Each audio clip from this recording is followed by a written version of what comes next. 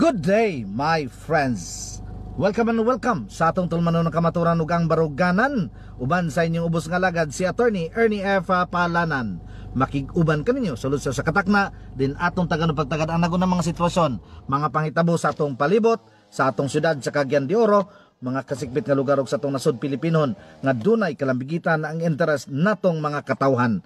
Mayong adlaw kanatong tanan, mga panginaot nga ang Dios ang labaw nga makagagahom magawbang kanato sa tanang higayon, ilay katas kadautan ug nasab ang mga grasya nga atong gikinahanglan sa adlaw nga tanan yautang ihatag kanato, tagaan kitag kadasig ug lig-unon kanunay labi na sa atong paglatas diri sa kalibutan. By the way, maayong adlaw kanatong tanan, mga panginaot nga ang Dios nagauban kaninyo karong tanan. Magpasalamat kita sa atong mga nadawat nga grasya, ang grasya sa kinabuhi. Salamat kasanan nga buhi ta karong mga panahon na. Salamat nga nakamatatag tarong ug dapat grateful kita ug mahimo natong mabulokon ang atong adlaw karong mga panahon na, ako mga igalag mga binati nga tigpaminaw tungod kay nadawat nato ang pinaka-ultimate nga grasya, pinaka-ultimate nga gasa sa atong pagkatao dire o pagpuyo nato sa kalibutan, ang gasa sa kinabuhi. Busa salamat kay Lord o ginaot paunta nga sa among kanabang mga kalihukan karon uban sa among pagmata nga murag nindot ang palibot, kita namo ang mga binuhat nimo nga maayo kasanan, dapat ato kanang i-appreciate. Kung natay mga problema, mga pagsulay, balik-balik naman ni akong istorya dire, pero digyog ko mo undang sa padayag ana ako mga higalag mga binati nga tigpaminaw nga diin kanabang dapat padumduman nato kanunay ang atong kaugalingon nga kining tanan nga atong nadawat karong adlaw usa ka milagro kay buhi ta, lain na pud nga kanabang chance ug oportunidad nga makapanikay-sikay ta og makuyog nato ang atong mga minahal sa kinabuhi. Mao nay pinaka-importante diha, akong mga higala. So again, atong tan-aon sa positibong panglantaw ang atong nadawat nga grasya karon ug di ta magpakawag paglaom o kamot ta o kining mga depression o kanabang mga kabalakag kanabang uncertainties nato sa atong kinabuhi, ato lang nang isalig ug ato lang nang isandig sa atong labaw nga makagagahom kay siya ra magyoy nasayod tanan uban sa atong pagpaningkamot, nasayod kita nga dunay tingosbawan nga atong makab-ot. Mo na diha ako na yung pagtimbaya sa itong mga kaigsunan, mga higala, nga naana sa itong linya karong mga panahon na. Akong mga higala dan dapida sa may Baungon Bukidnon. Oh, kumusta ba? Murag grabe na ang kainit kay sugod na magid ang summer. Pero di ginato malalis ako mga higalag mga binati nga mga televiewers. Oh, sa among lugar, wa nagi tubig. Oh, naay panalagsa, mawa rapod. So mo nang pitos gyud kasanan, nagsamot ang sitwasyon sa tubig nga kanang among giatubang diha kawadon sa may Baungon Bukidnon. Diring dapita sa syudad sa Cagayan de Oro, mao gyapon dunay mga uncertainties kay pag-abot sa Abril, hayan maputlag tubig. So considering nga grabe kainit na karon kay summer na unsa ka ang kanabang sitwasyon sa atong mga katawhan diri sa syudad sa Cagayan de Oro nga kung hinay ang tubig o gareklamo naman gayta, how much more kumawad ang tagtubig. Anyway, kana ang mga sitwasyon nga dapat natong malantaw sa unahan nga importante ba gining tubig. Water is life. So therefore dapat magtagaan ginagpagtagad o pagatiman sa atong mga higala, mga kaigsunan nga gitahasan aron atimanon og sulbaron kanang problema sa tubig. Kada bang tinuuray og kanang kinasing-kasing. Anyway, sige lang, mag-monitor lang ta padayon og padayon kita magisgot aron makamata ang atong mga kaigsunan, labi na kining mga nagdumala sa sitwasyon nga kining problema sa tubig dili katiaw-tiawan kay batakan kaayo nga pagpanginanglan sa atong mga katawhan. So munay dapat malantaw nato atong mga higala, mga kaigsunan. Sa ako mga kaigsunan diha sa Baungon Bukidnon, mga kadagkuan nato diha si Mayor. Yor, kumusta naman ang atong panubig, Yor? Inaut-paunta ka magpa-interview ka kay para ikaw mismo ang makasaysay unsay tinuuray nga sitwasyon sa atong lugar ng dapita sa may Baungon Bukidnon. Ikaw man amahan sa lungsod, so magpadayag yung kag mga karabang kamatuuran o unsa gyud sitwasyon sa atong pagdumala diyan dapita sa may Baungon Bukidnon. Sa ako mga kaigsunan diri dapita sa siyudad sa Cagayan de Oro, mga kasikbit nga lugar, sa maabot sa atong pagsibya karong mga panahon na diri sa RMN DXCC, sa atong mga partners nga mga FM station, mga panghinaot nga plaster ang inyong pamonpahon karong mga panahon na abot-abot na sa gawas atong nasud, pinagi sa internet, pinagi sa Google, o mga panghinaot nga ang ako mga higala, mga kaigsunan, grasyahan kita sa atong labaw nga makagagahom, ilayo kita sa kadautan, o kanunay madawat nato ang mga grasya nga atong gikinahanglan. Amo na importante diha nga ato lang isandig ang tanan sa atong labaw nga makagagahom. Oy, by the way, karong panahon na nakaschedule nga atong mahinabi si Chairman George Erwin Garcia, ang atong chairman sa buhatan sa COMELEC, in relation kini sa mga kalambuan bahin na sa eleksyon. Kadigid malalay sa mga higalag, mga binati nga tigpaminaw, doon lang eleksyon. Unya, ang gahisgutan gali karon kay certificate of candidacy na. Kanus mag-file, then pwede ba daw kuno kung mag-withdraw. Muna mga pangutana diha nga mga madawat na nato ba. Pwede ba daw kuno mag-withdraw nga ang nag-file sa certificate of candidacy, ipaagi lang niya og iyang representative or pinaagi sa special power of attorney. So digid malalis actually nga doon lang eleksyon next year man, pero bisag unsaon pa 2024, 2025 na, Mayo baya of next year unya ang filing sa certificate of candidacy October. So karon kon ongoing ang registration. Crucial ug vital kaayo ako mga higala ang umaabot nga eleksyon. Kay mo man siya ang plastada dayon para sa presidential election sa 2025. Karon bitaw kung mong tan-awon ang gaisgutan karon, dili man ang eleksyon ra sunod tuig, kanang midterm election. Ang gaisgutan karon, for example sila Duterte, mapangutana na nga ang tandem ba daw kuno sa 2028 Duterte. Meaning to say, si Sara Duterte ang presidente, ang iyang papa mo'y vice president, Duterte gyapon, so manang Duterte. Or doon na po ipaghisgot nga Duterte Marcos. So manang Marcos, mo vice president si Bongbong Marcos, murag di na siya makautro. Ako mga higalag, mga binati nga tigpaminaw, nga naman, daghang kay mga saad nga pakyas. Ang pinaka-example diya sa saad nga wa matuman is kanilaging bugas nga tag 20. Unya ang sitwasyon karon tinglisod, galisod. Lisod ka isa ng kaimtang. Napay anomalya sa NFA. Sige pag-travel lang atong presidente. Para makanunas kayuhan sa atong nasud Pilipinon. Pero mao lagi na ako mga higalag, mga binati nga tigpaminaw, kung musangpot bagid na siya og tinuray nga kaayuhan sa atong mga katawang Pilipinon, labi na sa pang ekonomiya og sa pangkinabuhi. Kay kung buot naon karon murag nabay epekto, nabay kayuhan, nilambo ba ang inyong kahimtang og sitwasyon sa panginabuhi ninyo, ako mga higalag, mga binati nga tigpaminaw. Munay mga sitwasyon busa karon umaabot man ang eleksyon, ato nang iplastar ang atong pagbutar, ang pagpangrehistro karong mga panahon na ongoing man, so dapat ato nang iplastar ang kanabang nga makarehistro ta, kay para madungog ang atong tingog, para mabati ang atong tingog karong umaabot eleksyon, nga makapadayag kita kung kinsabay atong pilion nga mga senador, kongresista, gobernador, kay mo man sila ang mga crucial kay pod nga magdumala sa atong lokal nga pangagamanan ug sa atong nasod isip mga senador. At the same time mao ni sila ang mamahimong mga bugat nga mga players sa 2028 presidential election. Kana mo ni atong lantawon. Then usapod nga hinungdan nga atong hinabion si Chairman George Erwin Garcia, kay para ato siyang mapangutana bahin na ni ining bag-ong batang sa eleksyon. Although automated, pero klaron ta wala natong Smartmatic. Tanahon sa nahitabo sa Smartmatic. Nay inyo makita sa balita nga bag-o ang makina nga gagamiton. Unsa kini ka secure? Unsay pamaagi sa pagbutar? O susama ra ba sa atong inyong experience na tumilabay ng eleksyon nga mag-shading ta sa atong mga balota?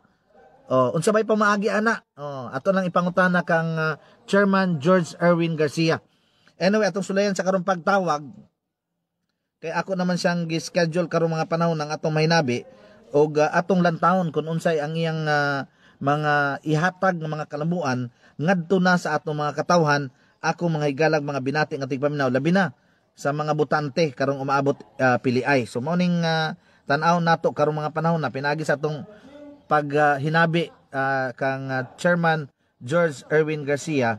Mayong buntag o itong higala dire nagprograma kita karon sa RMNDXCC. So morning atong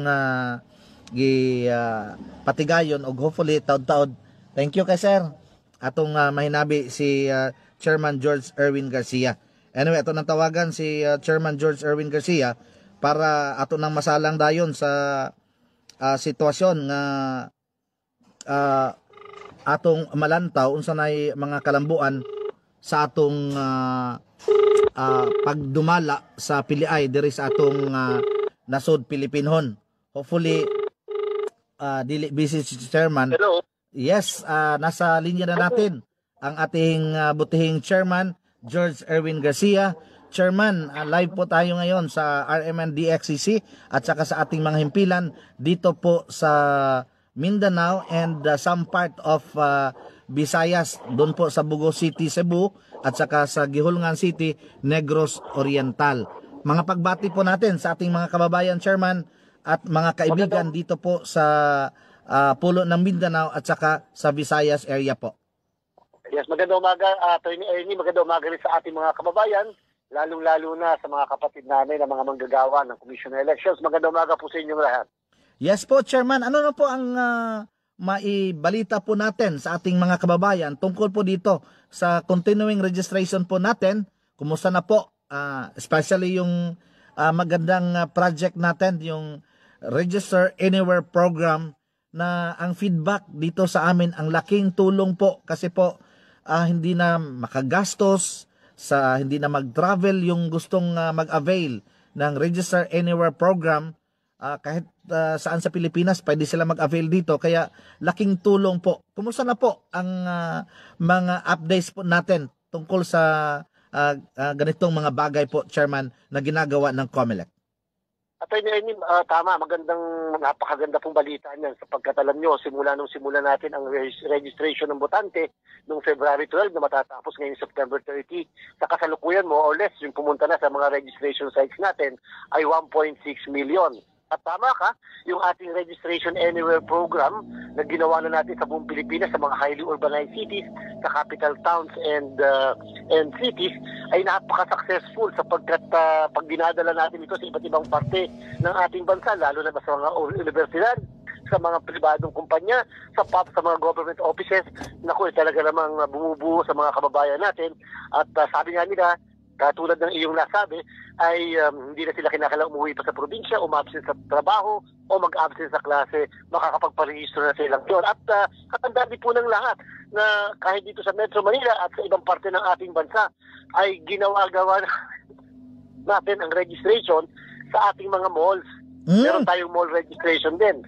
Ibig sabihin, hindi na nila kinakailangan pumunta pa sa mga local COMELEC offices natin sapagkat sa malls pwede na rin magparehistro. Kaya natutuwa tayo dahil napakainit ng reception at again for the first time sa pagpaparehistro natin ng ating mga kababayan, Attorney Ernie, ganito ang nangyayari. Unang araw pa lang ng registration, 89,000 na kaagad ang pumunta sa registration sites natin. Dito po sa mall registration natin, alam natin, Chairman, malaking tulong ito. Itong Register Anywhere program, malaking tulong din ito dahil napadali po ang process ng registration po natin. At saka karamihan kasi kahit mga city offices ng COMELEC, minsan masikip, minsan mainit yung lugar, at saka kung nakapila ka, doon ka sa labas, talagang sa ngayon, summer ngayon, laking tulong na andun tayo sa mall. Kasama po ba doon sa mall ang ating Register Anywhere program din po? Opo, tama po kayo dyan. At sadya namang dalagang dapat ay obligasyon ng COMELEC na dalhin ang serbisyo sa mga kababayan natin, hindi yung mga kababayan natin ang maghahanap ng serbisyo ng COMELEC. Yan po ay dapat na panuntunan natin. Kung kaya naman hindi lang malls, kahit yung mga satellite registration natin, Tama. Attorney Ernie, dinadala natin sa pinakaliblib na lugar.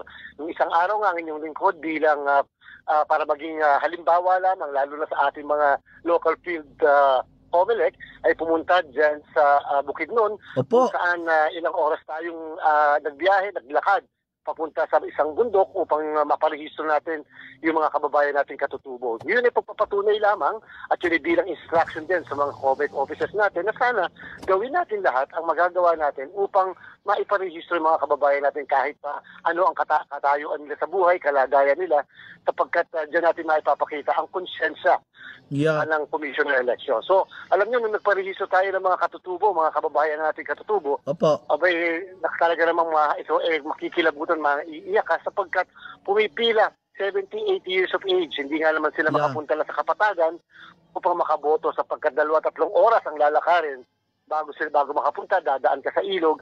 Subalit dinala natin yun, ating registration. At yun ay niyakap at talagang pinasalamatan ng mga kababayan natin.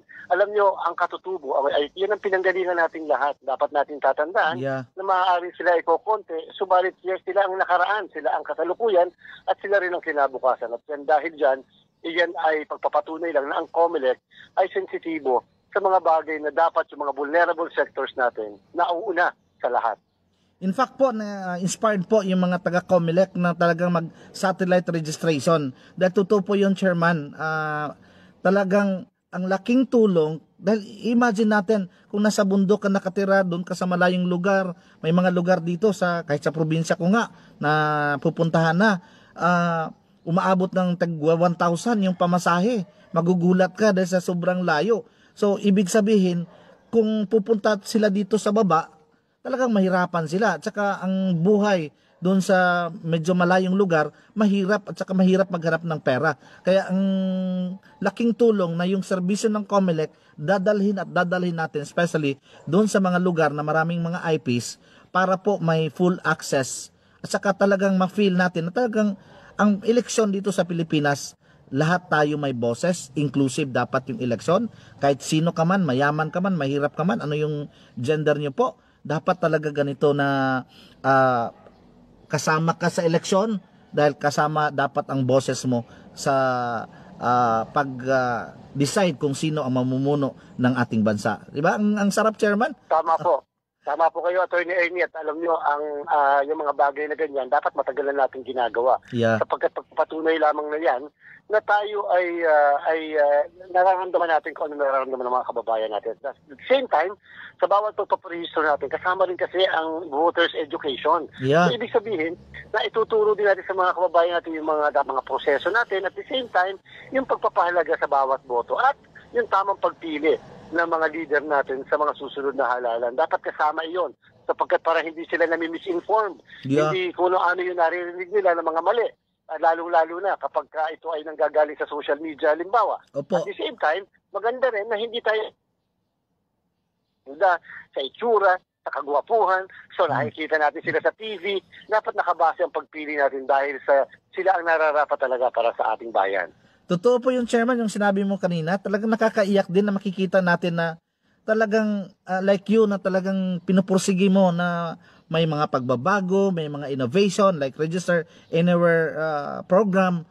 Talagang makikita natin na yung tao pala kailangan ng tulong at saka nakakatulong tayo at saging meaningful yung inclusiveness ng ating eleksyon. So, mga ilang beses siguro, Chairman, nafe-feel mo na maiyak ka talaga sa totoo lang. Tama, Attorney Ernie, at hindi nga ba nung unang araw ng registration, ang inyong lingkod kasama ng ilang opisyal natin sa COMELEC, dumako tayo dyan sa Pag-asa Island, sa Kalayaan Group of Islands, at pinakita. Okay, sandali lang kay naputol man, kay tawagan na to.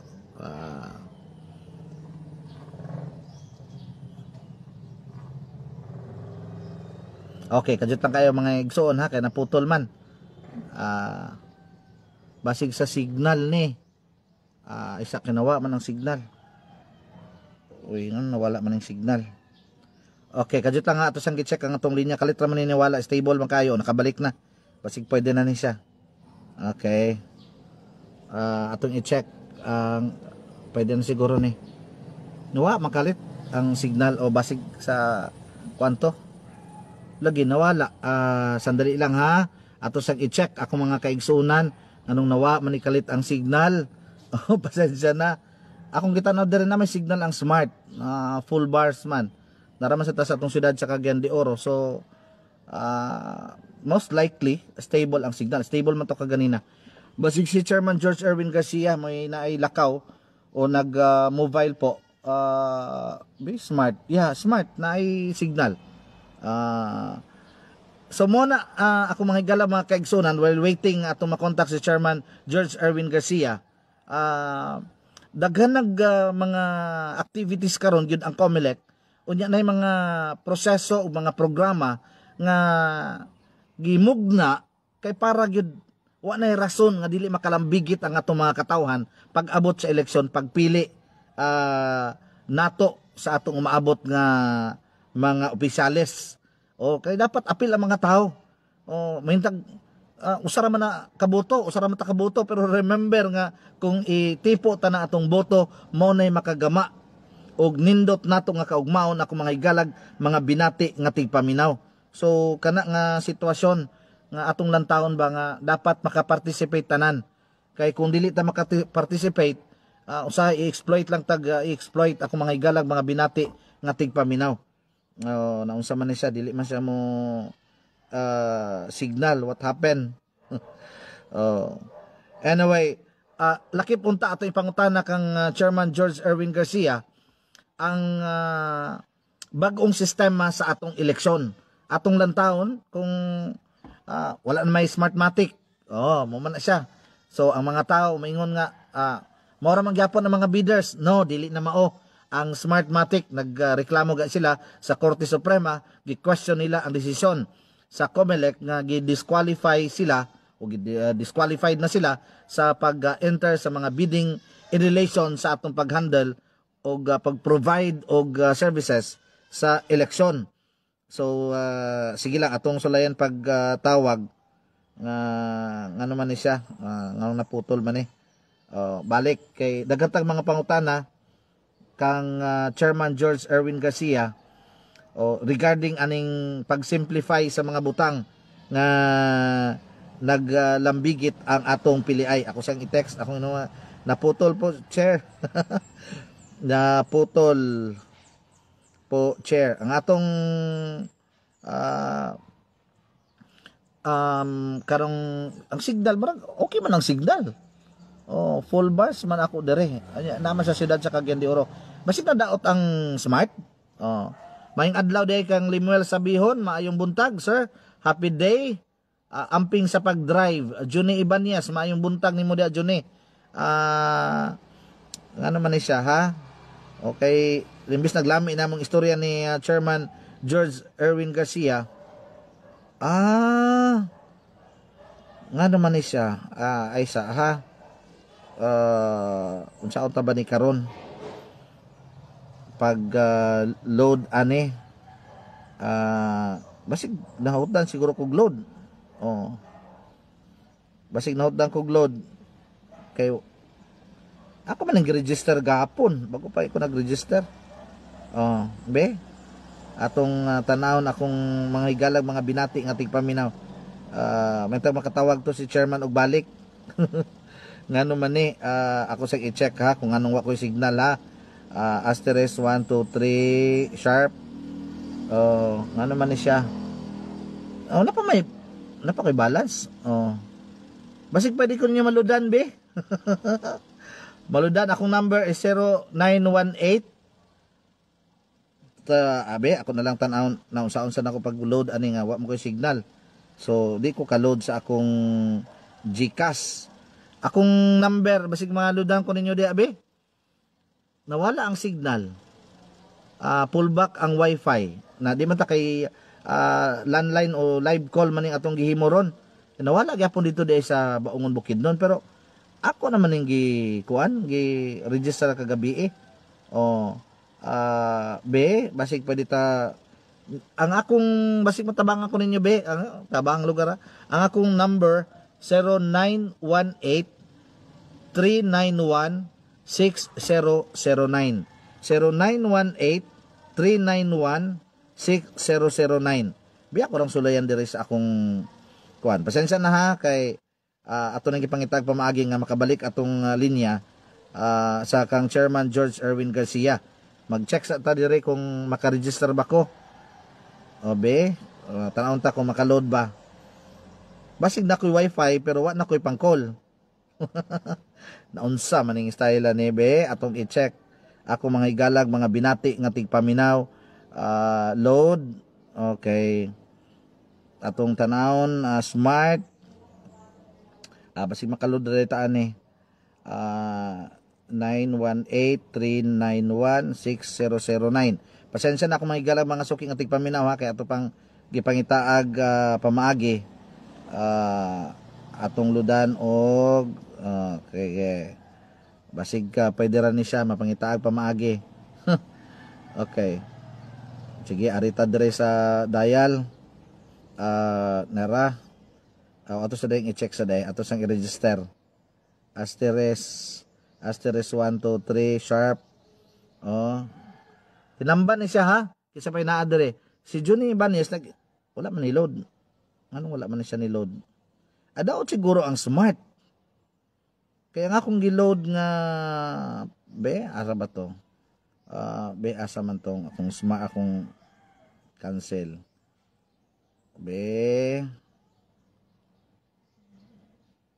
Okay, ato sang i-load. Nira. Murag kuha ni siya ba kana bang magic ni siya. O kanang while ga program ko multitasking. Power asa ba?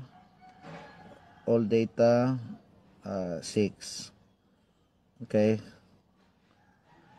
Pasalamat day ko diri sa akong mga amigo nga nasa atong nahimutangan nga nag plastar sa atong kuan signal karong mga panahon na og atong position diri 4 kay sabi sige 1 ay nako tinambad. Okay, ayaw na day kunyog lodi naludan ra. Basin siguro naunsa ra ni siya. Atong sulayan pagtawag si Chairman George Erwin Garcia. Naputol ang linya. Nara. Sala dito nako. Hello. Hello Chairman, sorry po naputol. Anyway, patuloy tayo sa ating interview Chairman. Chairman, bagong sistema po ang nakikita ng ating mga kababayan. And in fact, may demo pang ginawa ang COMELEC doon sa Senado. Pwede ba natin ma-explain kung ano ba yung bagong sistema ng eleksyon natin? Ganun pa din ba? Shading? O ano ba yung gagamitin natin na makina? At saka yung sistema po. Please go ahead, Chairman. Tama po, Attorney Ernie. Una muna, ito ay hindi bagong sistema. Ito yung dating sistema pa rin na kung saan mag-shade tayo ng mga balota. Okay. Subalit, bago po yung mga makina. Hindi na po yung lumang makina na ginamit natin ng mga nakaraang eleksyon. Lumang-luma na po yun. Naku, nakakahiya. Pinapay pa yan. Nilalagyan na eleksyon. Okay. Yung PICOS, wala na ha? At saka VCM. Wala na po yan. Wala at VCM.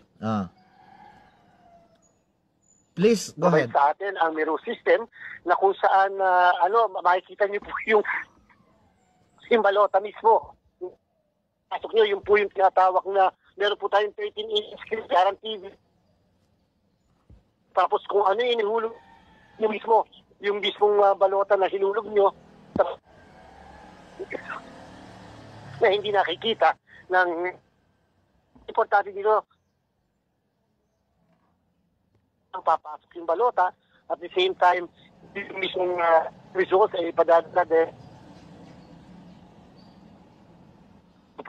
majority party, minority party, at kapisanan ng mga broadcaster ng Pilipinas. So, ibig sabihin, pwede sila mag-compare yung result sa bawat presinto na ipinadala sa kanila, simultaneous ito. At the same time, pagka nakapag-print na, nakapag-transmit na, nakapag-paskil na sa labas ng result ng bawat presinto, yung po lahat ng imahe ng balota ay ipapakita sa lahat ng watchers. Pwede nilang picturean para sila mismo, pwede nilang i-compare, bilangin isa-isa kung tama ang boto ni Mayor, tama ang boto ni Vice Governor, yung Governor, para merong manual count din. Papakita natin yung lahat ng imahe na yan. So, ito po ay ginawa nating mas transparent at mas mapagkakatiwalaan ng mga kababayan natin. At napakadami pa po ibang features na makikita nila. At yan po ay magkakaroon tayo ng malawakan na demo sa mga bandang ano po, November, December ng taon na to. Okay, klaruhin po natin, Chairman, ha. Ganun pa rin ang process ng voting natin. So hindi mag-aalala ang mga tao, magsishade pa rin sila. Most likely yung balota, ganun pa rin ang itsura. Tama po po ito. Subalit, Attorney Ernie, dalawa ang feature o dalawa ang pwedeng magawa dito sa makina na ito. Una, pwede yung shading. Pangalawa, pwede yung touchscreen. Ang plano natin ay pwedeng gawin ang shading dito sa ating bansa. At yung touchscreen ay pwedeng gawin sa abroad, doon sa mga lugar na hindi pwedeng mag-internet voting. Okay. So, nakakatuwa naman ha. Kahit matagal na ako sa COMELEC, pero nakasmile ako nung sinabi mong may touchscreen na tayo. Para bang makukompare din natin yung advancement ng voting system natin sa ibang bansa. So, tingnan natin. Most likely, dito sa Pilipinas, doon tayo sa shading, yung dating ginawa natin, paano boboto or paano bumoto yung ating mga kababayan. Tama ba, sir? Tama po. At in fact po, may isa siyang makikita magandang feature din, Attorney Ernie. Halimbawa, ang naiboto kong senador ay 11 lamang. Dahil akala ko ay 12 naiboto. Pag pinasok ko na yung balota at pinakita sa makina, sa screen, nakalagay sa screen kung ilan lang ang binoto mo na senador. Ibig sabihin, nakasummarize doon at may tanong doon na kung gusto mo bang pick-upan o kumpletuhin yung senador. Pag sinabi mong gusto mo, pipindutin ka na doon, lalabas muli yung balota mo para kumpletuhin mo yung boto. Kung sabi mo naman na ayaw na, talagang 11 lang ang binoto mo, then dire-diretso na siya mahuhulog sa machine. Ang galing naman. Okay. Ang galing. At saka yung sinabi mo kanina, gusto kong talagang mabigyang pansin ito. Yung doon po sa full transparency. Kasi parati nagiging issue na yan, Chairman. By the way, Chairman, may nagrita sa atin, Happy Palm Sunday pala ngayon, Chairman. Sorry po. Oo nga po, sa ating mga kababayan. Serbisyo pa rin tayo. Anyway, so, doon tayo. Pag bumoto yung tao, nakashade na siya, pinasok na sa makina, tapos, sige, kunwari kompleto lahat, nag-oo siya, makikita ba doon sa screen yung sino yung binoto niya doon? Aside sa notice na nagsabi na, kulang pa itong senador, 11 lang, gusto mo bang dagdagan? Other person na binoto mo, makikita, hindi katulad dati na parang pagpasok lang, may receipt, pero hindi mo talaga nakikita actual kung yung balota na pinasok sa makina, yun po ang nakadisplay doon. Tama po ba? Ano bang makikita po at yung mismong summary pati ng mismong boto ay hindi makikita ng mga nasa tabi mo kasi meron siyang privacy screen sa bawat gilid. Ikaw lamang ang makakakita ng mismong balota mo. Kaya ito po ay ginawa natin upang kahit paano, alam naman tayo mga Pilipino, to see is to believe.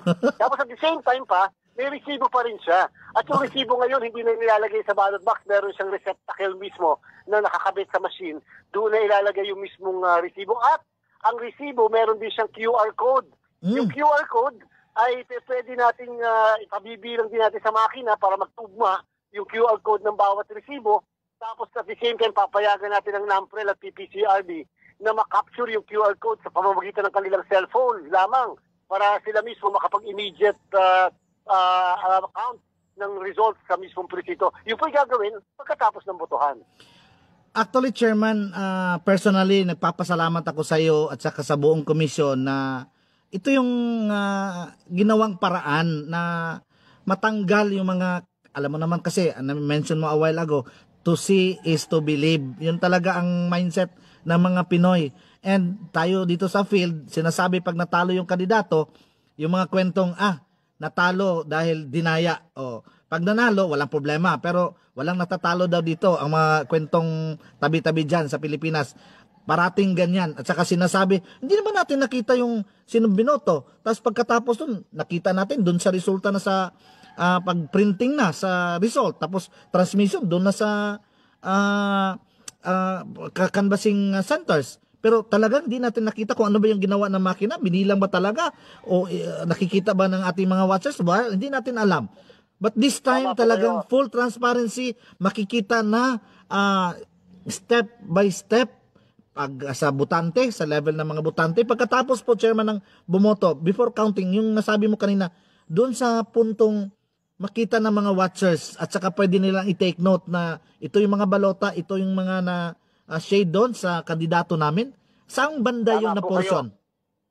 Pagka po tayo nakapag-transmit na ng results, nakapag-print na ng lahat ng 30 election returns, at pagkatapos ay nakapag-skill na sa labas ng presinto, syempre by that time, hindi nagkatensyonado ang sitwasyon. Medyo nakita na kasi yung results. Opo. Yung lahat ng imahe ng balota, meaning yung pinaka-picture ng mga balota na naipasok sa bawat machine, ay ipapakita natin sa lahat ng watchers and observers, citizens arm, sa isa yon for 20 seconds each. Kaya ako, kung watcher ako ni Mayor, pipicturean ko yung image na yan. Dahil hindi naman malalaman kung kaninong balota yun sapagkat remember, pinupunit natin yung stub ng bawat balota. So ipapakita yung ballot image upang makita nila, halimbawa ang bumoto 300, makikita lahat nila yung 300 na ballot images. In fact, ang gusto nga sana natin, parang may projector sana. Kaya lang, napakamahal nun. Hindi kaya ng Comelec. Kaya doon na lang sa screen. Kaya ang ginawa natin, in fact, ngayon, ay nagre-request tayo doon sa mismong provider na baka pwedeng salit na 13-inch screen, gawin ng 14-inch screen, yung mas malaki-laki na screen ng makina upang mas makita ng mga kababayan natin yung mismong balota na ihulog sa mismong makina. At the end yun, at the end of the voting, counting, and the transmission ng results. So basically, parang gumagawa din instantly, at that instant, yung auditing, yung personal na auditing ng mga kandidato. Yes, para meron kang random manual audit. Although hindi natin isasantabi ang random manual audit, magra-random manual audit pa rin tayo. Kasi yung provided yun ng batas. Pero ito, bago ka mag-random audit, nakita mo na talaga yung mismong boto sa bawat, at the same time, tatandaan natin, yung mismong resibo na na-print, na nahulog sa mismong receptacle, meron siyang QR code na tinatawag. Yung mga nakakaunawa dyan sa cellphone nyo, may QR code. So yung mga citizens arm, at saka yung mismong makina, meron kasi siyang camera sa baba. At yung camera na yan, mismong mababasa niya ang QR code. So mas maganda yun para magtutugma yung QR code na result at saka yung nasa election returns at saka yung na-transmit at saka yung nabasa manually ng ating mga kababayan o mga observers or watchers. Nakakatuwa, Chairman, kasi ito talaga ang claymore ng kahit sino na dapat full transparency ang conduct ng election. Every step of the way, makikita nila, so sila na mismo ang magsabi pag ganito, walang daya dyan. Kung ang resulta dito sa presinto, ang kuha natin dito is 150, tapos yung na-transmit doon, 150. At saka, di ba marami po tayong bibigyan ng mga kopya para they can compare right there and then kung ano ba yung nakuha nila, kung may pagbabago ba or naiba yung nakalista doon, at saka doon checking ng ginawa ng kanilang mga watchers doon sa presinto. Tama po ba yan, Chairman? Tama yan, Attorney Ernie. At hindi lang po yung kopya ng election returns. Yun nga po pagka-transmit. Pag nag-transmit, naka-send to all ito. Wala na tayong transparency server na tinatawag na dumadaan pa doon. Ngayon po, yung mismong presinto, yung mismong makina sa presinto, pag nag-transmit, matatransmit yan sa PPCRB, sa NAMPREL, sa Majority Party, sa Minority Party, sa KBP, Kapisanan ng mga Broadcaster ng Pilipinas, simultaneously po, at siyempre sa Municipal or City Board of Canvassers, simultaneously, para yung lahat ng mga entities na yan, pwede mag-compare ng lahat ng results sa bawat presinto. Ngayon, para sa kaalaman din ng lahat, Attorney Ernie, yan po ay hindi natin bibilhin, tayo po'y magre-renta lang. Pangit at hindi tamang strategy yung bumibili ng makina sapagkat alam nyo, ang teknolohiya nagbabago yan. Monthly nga, nagbabago. At the same time, ay nagre-warehouse tayo na napakamahal. Pagkatapos ay paano mo siya i-upgrade kung medyo may bago ng teknolohiya. So, tayo po'y magre-renta lamang na 110,000 machines. At the same time, alam niyo po, nung tayo nag-procurement na open, transparent, pinakita natin sa lahat, kasama ang lahat ng mga stakeholders, alam niyo po, nakatipid ang gobyerno sa naging offer sa atin ng 800 million pesos. Ang galing. Okay. Sa isang punto lang, Chairman, doon balik tayo sa sa yung send to all. Oh, ang galing naman ng send to all. So, sabay-sabay marireceive. Katulad ng parang text blast ba yon? Yung isang text mo lang pero maraming nakakatanggap. So, they could immediately compare kung pareho ba o na ba yung natanggap nila. This time, yung sa result din, sabay-sabay. So, pwede magtawagan sila. O, ilan ba yung kuha ko dyan? Dyan sa... Group natin, pwede. Opo. Pwede po sa Viber group natin, pagka tayo ay nagpadala sa isang grupo, naandun lahat ng pinadalhan mo na yung napadala mo, I hate you. Siyempre dapat lahat ng napadalhan ay love you lahat ang makakatanggap. Yeah. Galing. Definitely it will solve dun sa mga issues na parating nagka-crop up dun sa election. Kasi ito lang, Chairman, isi-share ko lang ito ha, kasi during one of our lectures there, yung isang lawyer ng malaking politiko, ang in fact nung last election, yun ang ginawa nila na nung may daya, yung ganito, iba kasi ganito. So ang ginawa nila, may mga tao naman sila doon, mga watchers sila doon sa mga presinto, pinakuha nila all over the Philippines.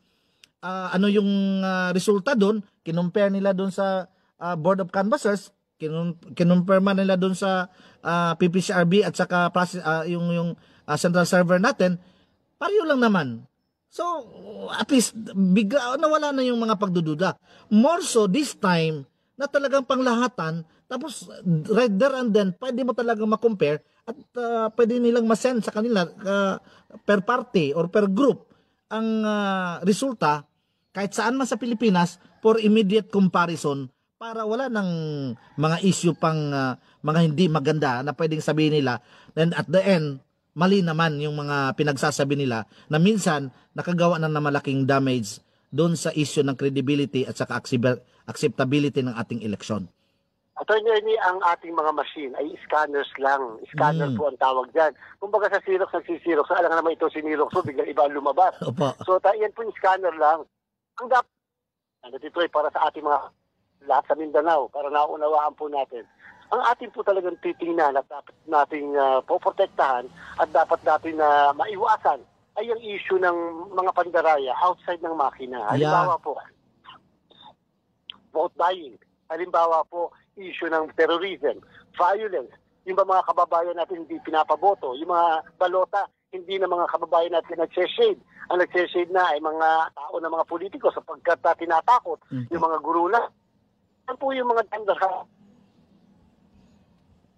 Ito ay yung mismong botante o hindi na po kaya madistinguish ng makina yon. So dapat po, yan po ang ating pigilan. Yung mga ganyang klase irregularities, mapapatunayan po natin sa inyo na simula ng 2010, wala naman po kahit pero ulang bago result ng sa makina sapagkat 99.9% po ang accuracy kahit itong 2022 ng lahat ng makina versus doon sa na-print na election returns at yung na-transmit niya. Okay, tama po yan, Chairman. Talagang totoo yan. Kahit maghanap pa sila ng mga records yan, hindi nangyayari yan. And dito, sa ngayon, talagang mas klaro na ito dahil full transparency po. Lahat ng ginagawa doon sa voting process natin, dyan sa makina hanggang doon sa resulta, talagang makikita na ng mga tao. Wala na mga sinasabi nilang blind spot. Okay. Now, tama po kayo. Okay, Chairman. Kumusta na? Kasi sinasabi na napapakinggan pa rin natin. Paano na yung Smartmatic? Sabi nila, yung Smartmatic pa rin yung kumpanya na napanalo dyan o nakapanalo dyan. So, para at least maklarify ito sa ating mga kababayan. Wala na bang Smartmatic? Wala na bang connection? Anong nangyari sa Smartmatic? At saka yung mga makina? Ano bang nangyari sa mga makina, yung mga VCM at saka PICOS? Yung pong Smartmatic ay yan po ay nagkaroon ng disqualification at sa kasalukuyan na may kaso sa Korte Suprema. Ibig sabihin, hindi po napayagan ng COMELEC na mag-participate sila sa kahit na anong procurement sa ating komisyon. So, hindi po ako magdi-discuss ng merit sapagkat siyempre nasa Korte Suprema ang kaso. So, hindi po sila nakapag-participate nitong nakaraang procurement. Ang ating pong bagong provider ay Meru System ng Korea. Korea po ito. At napatunayan naman natin na highly credible sila sapagkat 5 beses nga silang nag-hold ng presidential election ng Korea at iba't ibang parte ng mundo. So, yung pong ating mga PCOS machines, 80,000 po yan. At yung vote counting machines natin na ginamit natin ay 97,000. Binili po kasi lahat yan ng COMELEC before eh. So, lahat po yan ngayon ay nasa warehouse ng COMELEC na kung saan pagkalaki-laking space ang ating ginagamit para lamang ma-store yung mga makinang ito na apparently hindi naman natin na magagamit. Ino-offer nga natin yan sa DepEd, sa PRC, baka pwede nila magamit kahit pansikman lang ng papel para sa kanilang, para mas mapadali yung mga proseso.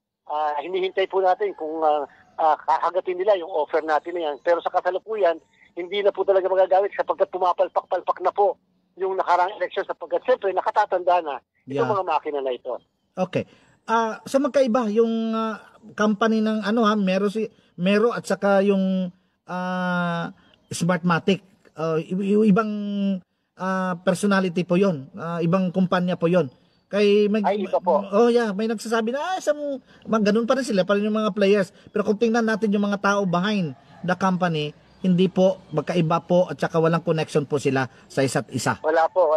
Sapagkat yung Mero po ay Korea po yan, South Korea. Okay. At naging maayos po yung ating, nung tayo po yung nagkaroon ng bidding, nagkaroon ng mismong post-qualification. Naku, Attorney Ernie, kahit yung battery nga ng makina yung battery ng bawat makina, napakaliit lang. Pagkatapos isipin mo 14 na oras, isang bar lang ang na-consume. Wow. Ay samantalang 6 na bars yun. So isang bar lang ang na-consume. So medyo lithium battery kasi siya. Okay. Kaya medyo umaasa tayo na kumpara sa mga ating makina natin na pagkalalaki, pagkatapos hindi ganun katagal ang itinatagal. Ito po ay kahit 14 hours, isang bar pa lang ang mako-consume. Okay. Now, may mga tanong, mas maganda, sabi niyo nga po sa ating chairman na lahat ng mga issues dapat matakel, ma-address na earlier para hindi na makagawa pa ng hindi maganda or makamislead ng ating mga kababayan. Now, ang question, bakit daw magrenta? Bakit daw hindi bibili? Mas mura daw pag bumili? Or mas mura ba pag magrenta in the long term? O paano ba natin ma-explain yan sa ating mga kababayan para ma-clarify itong punto na ito, Chairman? Alam niyo po, pag bumili, mas mahal po yung presyo. At number 2, pag binili niyo po yan, parang refrigerator niyo yan, kapag po yan hindi gumagana-gana, hindi na po pwedeng kumpunuhin kahit sipa-sipain pa natin yan. Samantalang yung renta po, una alam natin, bago lahat yan. Number 2, hindi po tayo magwe-warehouse. Mahal po ang warehousing. Number 3, mahal po ang maintenance. Siyempre sa iyo na yan mahal yung maintenance. At number 3, mahal din po ang pag-upgrade kung magkakaya mong ma-upgrade. Halimbawa po, yung mga cellphone nyo, pasensya na kung gagamit ako ng isang brand. Halimbawa po yung inyong mga iPhone. Yan po ba ina-upgrade? Di ba po hindi? Kailangan bumili ka na lang ng bagong... so yan po ang nangyayari. Kita niyo po yung nangyayari natin sa PCOS, 80,000 yon. Hindi na po natin na-upgrade. Nandyan. Nandun na po, nakakahon-kahon, na luma-luma na. Tapos yan po ating vote counting machine na ginamit nung nakaraang election pa. Yan po lahat ngayon, 97,000. Nandun po sa warehouse ng COMELEC, hindi ma-upgrade, hindi na ma-maintain, at hindi na rin natin magagamit sa mga susunod na halalan. Tapos nagre-rent pa din tayo, gumagastos pa din tayo. Di ba? Ay, napakamahal po yung rent, po yung rental natin ng warehouse. Alam niyo po, yung natipid nyo, halimbawa, kung sinasabi makakatipid, kapag binili, yung pong natipid nyo, mas mahal po yung mismong renta ng mismong warehouse. Okay. Yun ang dapat maintindihan ng ating mga kababayan kasi, Chairman. Kasi may mga issue mga ganyan. Pero sa tingin natin, sabi niyo po, nakakatipid o mas nakatipid ang government dito sa transaction na ito at saka in the long term na gagawin natin. Dahil imagine, hindi na tayo magme-maintain, hindi na tayo mag-upgrade. Pagdating ng election, magre-rent na lang tayo. Bahala na yung company doon sa pag-upgrade at saka sa warehousing ang mga gastos in relation to that. Tama po ba? Attorney Ernie, actually pa nga para sa kaalaman ng mga kababayan natin, risk sa part po ng provider, yung mismo Mero. Alam niyo kung bakit? Kasi wala naman silang kasiguruduhan na sila pa rin ang magiging magsusupply ng makina sa susunod na halalan para bang one time, big time lang ito. Pag hindi tayo na kontento, bahala kayo sa buhay nyo. Sa susunod na eleksyon, hindi kayo ang pwede makuha ng COMELEC. Samantalang kung binili nyo yung makina, no choice tayo. Hanggang sa mga susunod na eleksyon, yun ang gagamitin natin hanggang pwede pa magamit. Kahit na hindi na yung iba pumapalpak-palpak na o kaya medyo wala nang piyesa dahil sa lumang klase na yung makina. So yan po ang senaryo natin. Kaya po mas maganda ang lease sapagkat bago ang lahat ng makina, yung pong 110,000 sisimula na po yung i-customize and manufacture ngayong darating na Abril. 6 na buwan po ang pagmamanufacture niyan dyan sa Korea. At therefore, yan po ang masidhi nating obserbahan, i-monitor mabuti. Actually, mas maintindihan siguro ng mga tao yan, Chairman, dahil maraming lugar dito sa Pilipinas, last election, daming na unsaming mga makina, nasira, nag-antay yung mga kababayan natin, yung iba umuwi na lang dahil hindi na makapag-antay, and so on and so forth. Pero sa ngayon, makikita natin na bago yung makina, so talagang maayos, and most likely, if ever may aberya, talagang minimal na minimal, Chairman. At saka, Attorney, alam nyo sa kasalukuyan, nagbago na tayo ng strategy at yan pinakomit natin dyan sa kumpanyang yan, yung ating repair hubs, nasa Provincial Election Officer's Office na, hindi na sa region. Hanggang 82 lahat yan ngayon sa buong bansa. Magse-set up tayo ng mga repair hubs. Kung magkakaroon ng mga repairs, considering na bago kasi yung mga makina ngang ito. Chairman, personal ko to, magpapasalamat ako sa iyo. Dahil yun talaga ang nagiging nightmare ng taga-field, especially sa provincial office, na yung hub, like for example, na-assign ako last 2022 sa may Dinagat Islands. Alam mo niyo po ba na nag-charter pa kami ng chopper o gumamit pa tayo ng chopper ng Air Force para ihatid dito sa repair hub sa Cagayan de Oro, tapos pagkatapos ma-repair, nakapila, balik na naman sa Dinagat Islands para magamit sa eleksyon. Talagang yung time at saka yung minsan nagiging impossible na itong tasking natin. Maganda po yan, Chairman. Maraming salamat. Nandun lang sa provincial office para madali yung access ng mga EO natin at saka madaling i-deliver if ever or madaling i-address yung mga problema. Thank you personally, Chairman.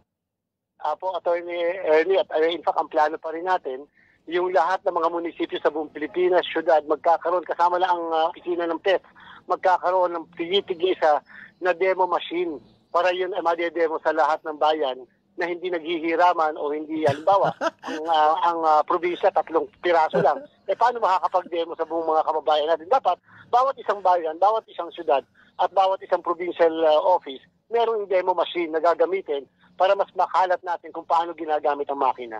Thank you po talaga dyan. Yun ang mga, at least napakapakinggan na, Chairman. Thank you for that. Yun ang mga bagay-bagay na kailangan ng ating mga kababayan.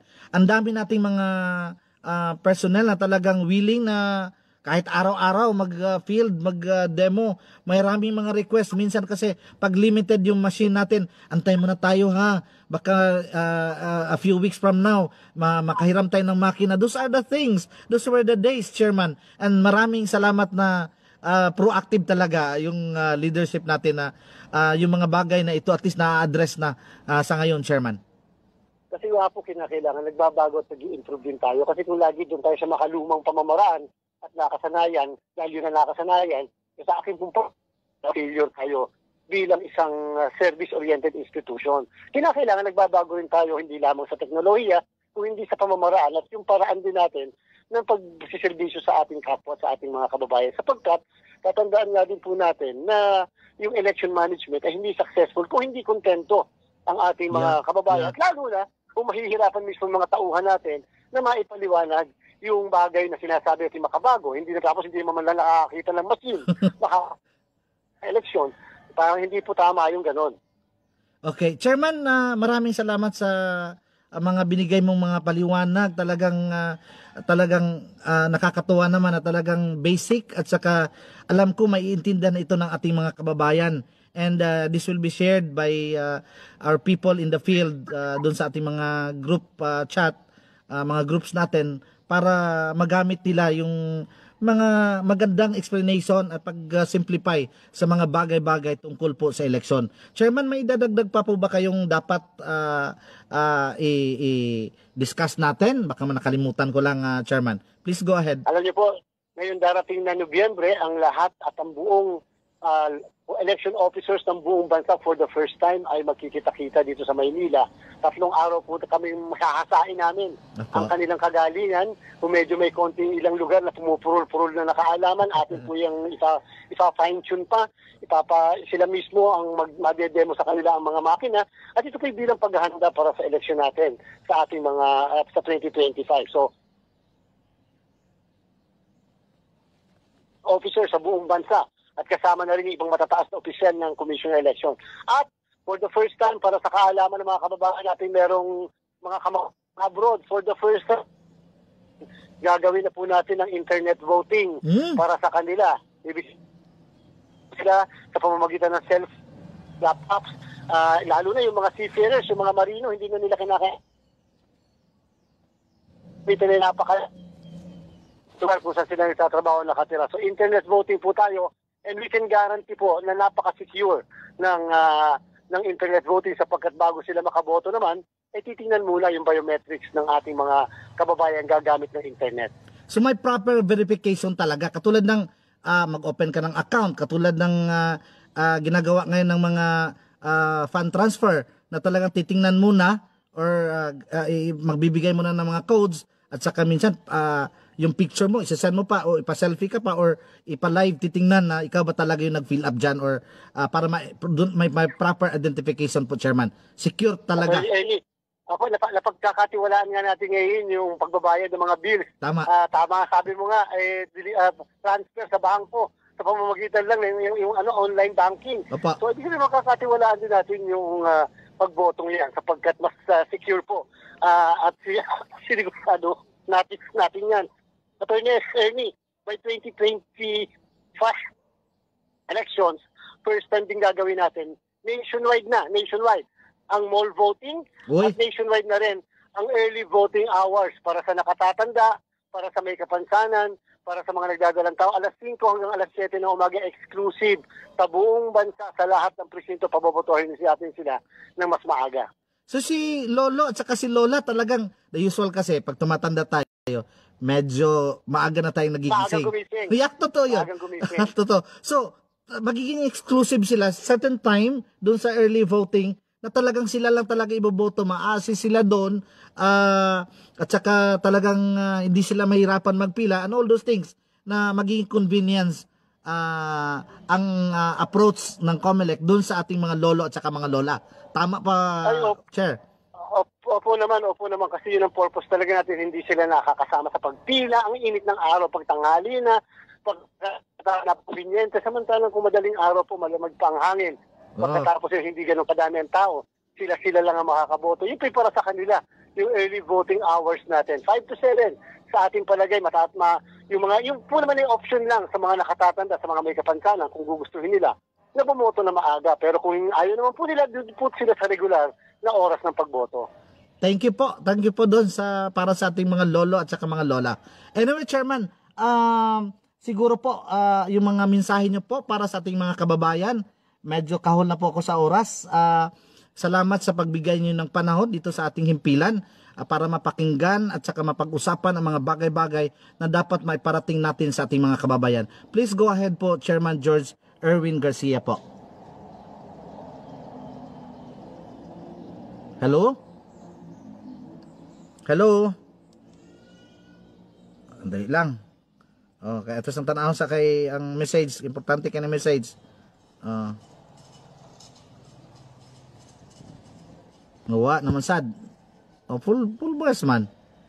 Last ang atong tanahon ng message ni Chairman. Kay importante kay ang message. Hello? Opo, Chair. Please go ahead sa mensahe niyo po sa ating mga kababayan at saka sa ating mga kasamahan sa komisyon. Sa ating po mga minamahal na kababayan, maraming salamat po sa patuloy niyong pagtitiwala sa amin sa komisyon at pakikipag-participate po sa lahat ng mga ginagawa natin na aktibidades. Alam niyo po, napaka-importante na ang aming pagsiservisyo ay inyo po kinakikilala at kahit paano sinusuportahan. At the same time, tayo pinagpapakasalamat at Ernie sa ating mga kapatid na mga manggagawa ng Commission on Election. Ano man po ang katayuan nyo sa buhay, tatandaan nyo po at katayuan nyo dito sa komisyon. Ano man ang posisyon nyo, tatandaan nyo po kayo ay napakahalaga at napaka-importante dito sa ating sa komisyon at mahal na mahal kayo ng inyong Commission NBAC. At maraming salamat sa iyo, Atty. Ernie, sa iyong walang sawang paglilingkod para maipahatid ang mga magagandang balita dito sa ating sa komisyon, sa ating mga kababayan. Salamat po ating na kapanayam sa ato pala sa Bisaya, atong nahinabi si Chairman George Erwin Garcia sa mga kalambuan sa COMELEC, ug mapasalamaton kita ako mga higala mga binating ating paminaw nga taliwala sa iyang kabisi sa iyang mga schedules karon nga nagponsisok iya gyapong nasingit ang atong request nga ato siyang mahinabi for purposes nga mapaabot sa simplified nga mga pamagi ang mga sitwasyon, mga kaliyukan sa COMELEC in relation sa atong mga pinalangga ng mga butante karong umaabot eleksyon. Don't you worry, gapaning kamot ang buhatan sa COMELEC nga plastado ang atong eleksyon. Wa mo'y angay kabalakan karon gi-improve na gyud. Makita na ninyo diha kinsa inyong gibutaran pagkahuman og transmit o send to all. Pwede niyo ma-verify diha diretso diha na. Kung naamoy mga doubts, naamoy mga dili man ni mao ang resulta, kamo na mag-check dito unya ang mga balota. Pwede inyong 20 seconds ba ipakita so murag ana, so inyong pwede screenshot ninyo kay para dayon inyong screenshot o kanang picturean, dala mong cellphone diha kay para pag inyong i-audit kung insakto ba gyud, kung ang boto nyo nakuha 100 o base ato 100 na ba gyud ang inyong boto nga nakuha, or ang wa bay diferensya sa number. Sumo ka na ang mga sitwasyon ug kahimtang ako mga igalag, mga binati nga tigpaminaw. Salamat kayo Chairman George Erwin Garcia ug sa ato mga igalag mga suki nga tigpaminaw. Please do share this program para ato mapadangat ang tukma nga impormasyon ngadto sa ato mga katawhan. Bitaw apikin ako sa panahon. Pasensya na mo ha kay basta inani nga kuan ako ginanggas nabang maximize ang time kay talagsara ni available si chairman munang tanan kung pwede ako mapangutana kung sama gid limited man ang atong airing time, pero kung pwede pa lang ato ipangutana tanan ato gina ipangutana kung mga igalang mga binating ating paminaw kay para masayod mo og dili mo mislead og unsay mo patigbabaw ang tukma og insakto nga informasyon. Pasensya na mo, manatay kong takna, kini na lang ang inyong ubos nga lagad si Attorney Ernie F. Apalanan Moingon. Barog, kay kundi ka mo barog, kinsay mo barog para kanimo. Hasta la vista. Adios mga amigos, mga amigas.